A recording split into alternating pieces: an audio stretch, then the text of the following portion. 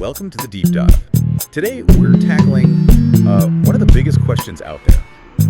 What makes a hit song? It's a huge question. Our mission is to really examine this paradox. Is there a predictable, almost scientific formula for success? Or is it all just that random spark of artistic genius?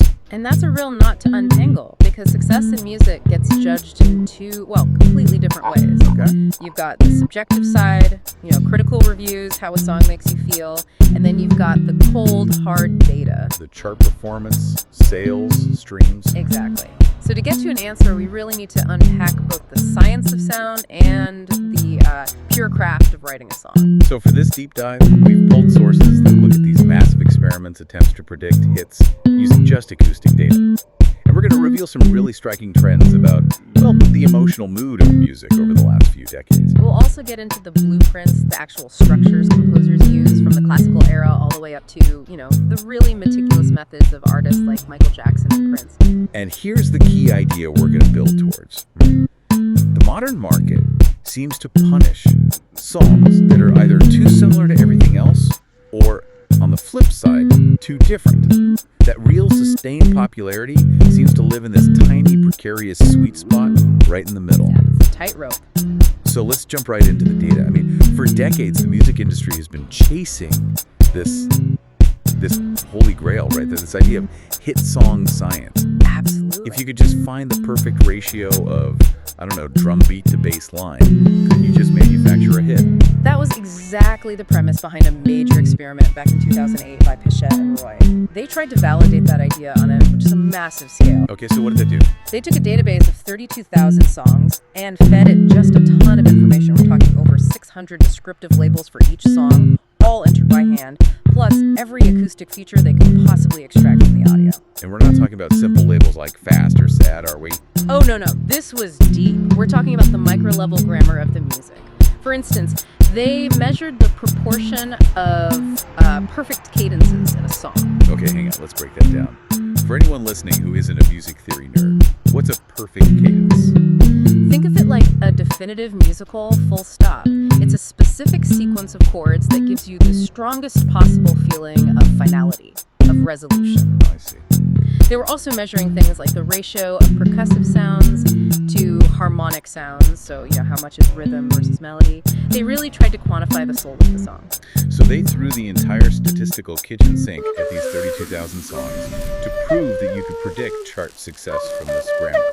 So what was the conclusion? Did it work? Decisively not. The myth was completely busted. The researchers found that, the acoustic techniques could predict the subjective labels pretty well. So the computer could tell if a song was guitar-driven. Exactly, it could do that. But it absolutely could not predict whether that song would be popular, commercially successful. No clue. So you can know all the ingredients, but you can't predict if anyone will want to eat them either. That's a perfect way to put it. That feels like a huge finding. So if the computer can't predict a single hit, is all that data useless? Not at all.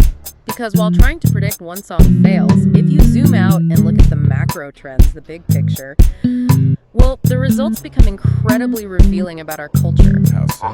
Researchers looked at over 500,000 songs from the UK charts over a 30-year period from 1985 to 2015. Okay, that's a huge cultural snapshot. What did they find about the mood of our music? They found a clear, continuous downward trend in perceived happiness and brightness in hit songs. So less happy songs are becoming more successful. Yes, and at the same time, there was a slight but very clear upward trend in perceived sadness. So wait, is that because artists are just reflecting a culture that's getting sadder, maybe more isolated? Or they're actually driving that shift? That's the big question, isn't it? We do know from other research looking at lyrics from that same period that there was an increase in words related to social isolation and loneliness. So it seems like the music is mirroring a real shift in society. A move towards more introspective, maybe melancholic themes. That's fascinating. What else changed? Well, we saw a huge increase over the decades in measured danceability and relaxedness. What does that mean in terms of sound? It basically signals this massive shift towards R&B, hip-hop, and dance pop styles. They started replacing the more traditional guitar-driven rock music that used to dominate. The popular sound just got, smoother and more rhythmic. So sadder, more relaxed, and more danceable. Pretty much. And one other major shift, a decrease in the maleness of hit songs. maleness. Yeah, the data shows that successful songs rely less and less on male vocalists compared to the total pool of songs being made. So statistically, the sound of a hit song, especially after the year 2000, is less male. So even if a computer can't pick one single hit, every songwriter knows that structure is key. Let's talk about the anatomy of a song. You've got these, well, almost universal parts, right? Intro, verse, pre-chorus, chorus, bridge. And that structure is like the skeleton. Every song is built on it. Absolutely. Yep. And the chorus is the king, no question. It's the big, memorable hook, the part you can't get out of your head.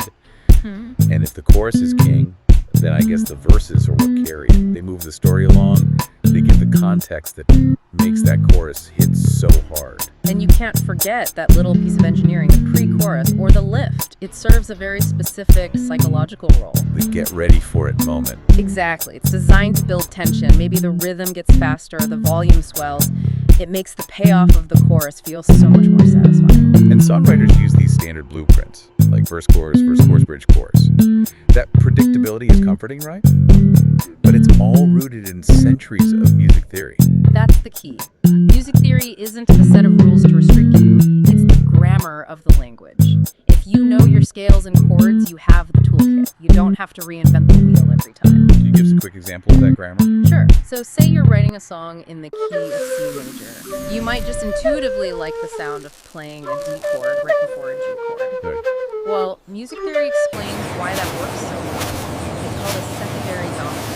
It's like a little detour that ramps up anticipation, so when you finally land back on that G chord, it just feels incredibly satisfying. It's structural engineering for your ears. I like that. So if a 3-minute pop song needs that structure, I can only imagine what happened when classical music got longer and more complex. Precisely. In the classical period, a piece could be 20 minutes long. Without a solid blueprint, it would just sound like rambling. So forms like the sonata form became essential. That's the one with the exposition, development, recapitulation. That's it. It's the ultimate story structure. Introduce your ideas, create conflict and tension by developing them, and then resolve everything by bringing it all back home. Introduction, conflict, resolution. Yes.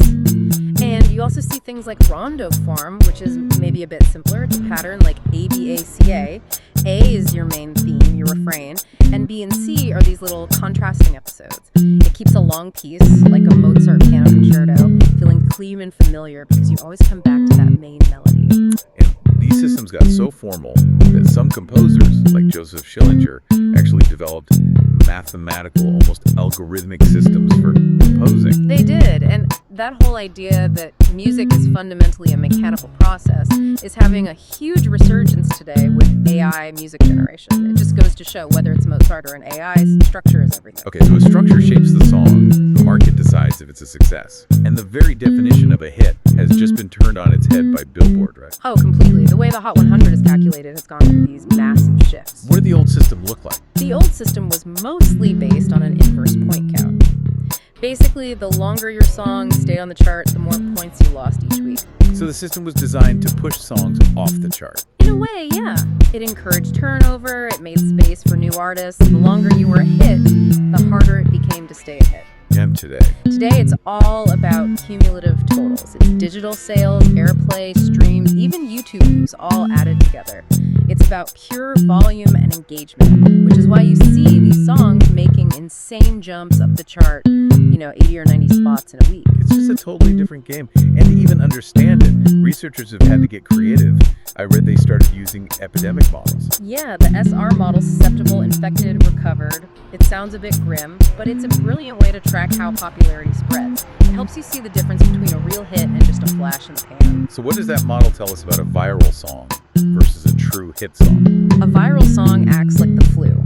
It's this rapid, explosive burst of popularity that dies out really fast. A very short, infectious period. The median is only about 9 days. So like a TikTok trend. Exactly. But a true hit song, one that really defines a moment, has a much more stable, sustained path. It holds on to listener interest for way longer. Its median infection period is around 30 days. So virality and chart success are two totally different things. Completely different. Which brings us back to that crucial idea, the similarity, differentiation, trade-off. Yeah. This is where it all comes together, I think. This is the absolute core of how the modern chart works. The data shows that for a song to even get on the Hot 100, it has to be, on average, more homogenous, more typical than all the other music out there. So to get noticed, you can't be too weird. You have to be wearing the right uniform, so to speak. That's it. You have to fit the template. But, and this is the paradox, for that song to stay on the charts, to have sustained success, it has to be awesomely different.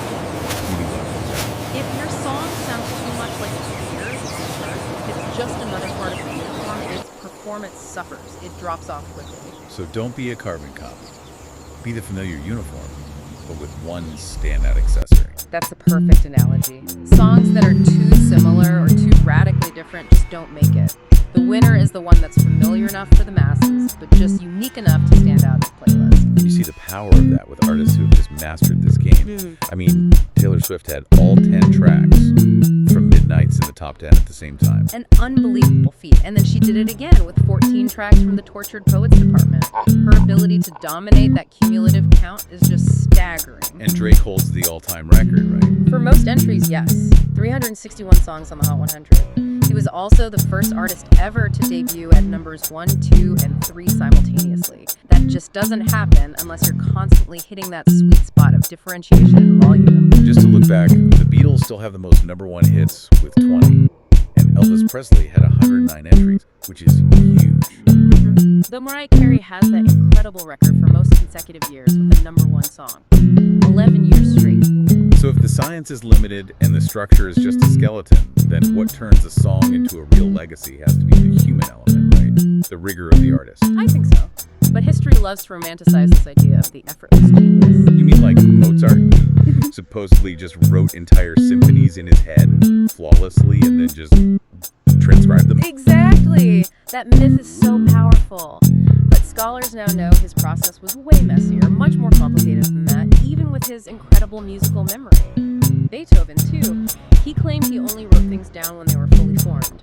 But his sketches tell a story of struggle and constant revision. Which is a huge contrast to the very real, very disciplined method of someone like Michael Jackson, especially on an album like Thriller. Oh, Jackson's process was the opposite of effortless. It was all about intense discipline.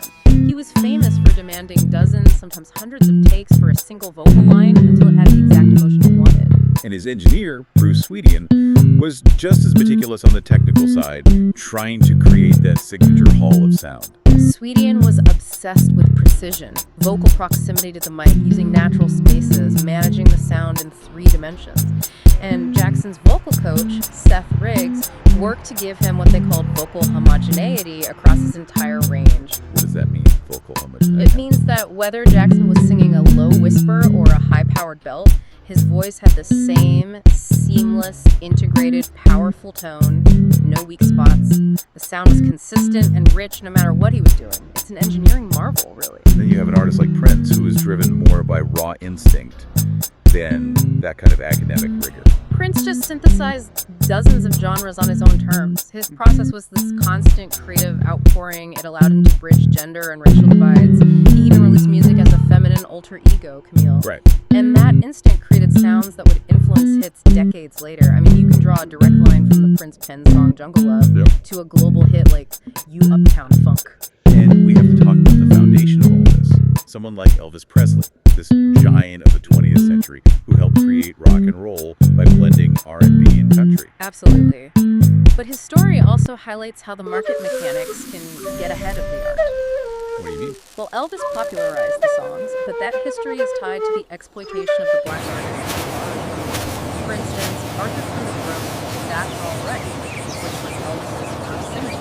He could have received almost no songwriting royalties for it because of a bad contract that funneled the money to his manager. So even the idea of genius is tangled up in market forces and contracts from the very beginning. Always has been. It's just so clear that the journey from a note to a hit it's a messy one. It's algorithms, it's structure, it's chaotic markets, and it's sheer human will.